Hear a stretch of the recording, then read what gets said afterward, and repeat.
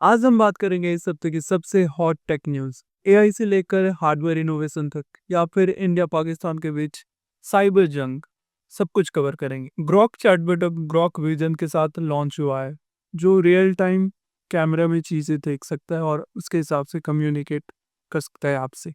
And अभी Grok multiple language में आपको रिस्पॉन्स दे सकता है। आई डोंट नो ये विजन और वॉइस चैट कौन लोग यूज़ करते हैं। मैं तो लोगों से ही बात नहीं करता, अपने डिवाइस से बात करना तो बहुत दूर की बात है।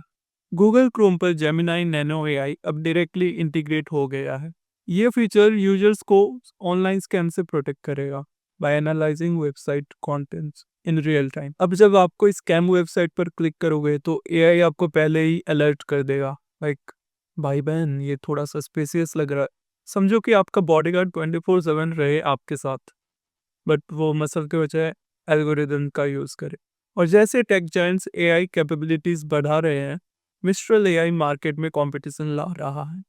उन्होंने एक नया एआई मॉडल लॉन्च करा जो परफॉर्मेंस में टॉप है, लेकिन प्राइस अफोर्डेबल है। एआई रेस में अभी सिर्फ कैपेबिलिटीज नहीं, अफोर्डेबिलिटी एसेसिबिलिटी भी इम्पॉर्टेंट हो गई है। सॉफ्टवेयर से हार्डवेयर की तरफ बढ़ते हुए एप्पल के स्मार्ट ग्लासेस के रूमर्स तेजी से फैल रहे हैं।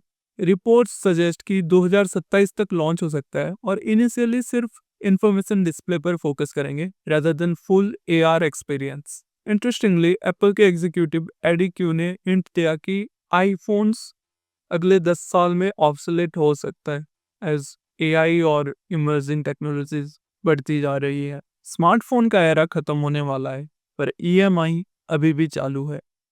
Speaking of smartphone, Samsung Galaxy S25 H 13 मई को लॉन्च होने वाला है। ये सैमसंग का सबसे पतला डिवाइस हो सकता है। आई लाइक स्लिम फोन जो कॉम्पैक्ट हो। ये 7 इंच का स्लेट लेके नहीं घूम सकता मैं। खैर, एचपी ने अपने कोपायलट प्लस पीसीज लॉन्च कर दिए हैं।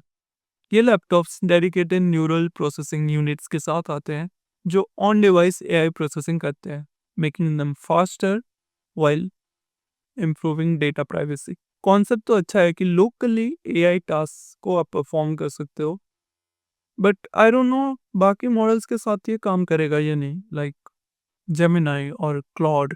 नेक्स्ट अप, माइक्रोसॉफ्ट ने अपने एम्प्लॉयज को डीप सीक ऐप यूज करने से बैन कर दिया है due to security concerns.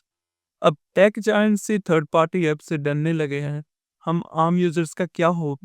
Technology का बैटलफील्ड अब सिर्फ कंपनीज के बीच नहीं, कंट्रीज के बीच है।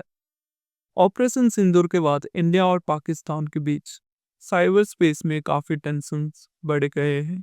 दोनों कंट्रीज एक दूसरे के यूट्यूब चैनल्स और वेबसाइट को ब्लॉक कर दिए हैं। इंडियन गवर्नमेंट ऑनलाइन प्लेटफॉर्म्स को एडवाइजरी जारी कर रहा है कि पाकिस्तान से आने वाले सारे कंटेंट को ब्लॉक करें। सिक्योरिटी कंसर्न्स के चलते एनएससी और बीएससी ने भी अपनी वेबसाइट को ओवरसीज यूजर्स के लिए टेम्पररीली रेस्ट्रिक्ट कर दिया है। दोनों साइट्स के activist groups DDoS attacks, data leaks और वेबसाइट डिफेसमेंट कर रहे हैं। बेसिकली पूरा साइबर बैटलफील्ड बन गया है। और ध्यान रखिए, सोशल मीडिया पर रूमर था कि पाकिस्तान ने इंडिया के पावर ग्रिड पर मैसिव साइबर अटैक किया है। इंडियन गवर्नमेंट ने ये कंफर्म किया कि ये फेक न्यूज़ है। सोशल मीडिया पर इतनी एक्यूरेसी होती तो न्यूज़ चैनल्स बंद हो जाते। Oops, I mean the other way around. सबसे ज़्यादा फेक न्यूज़ और सेंसेशनलाइजेशन तो वही लोग कर रहे हैं। अब फोकस करते हैं इंडिया के टेक इकोसिस्टम पर, जो कि ग्लोबली टेक कंपनीज के लिए इंक्रीजिंगली इम्पोर्टेंट मार्केट बन रहा है।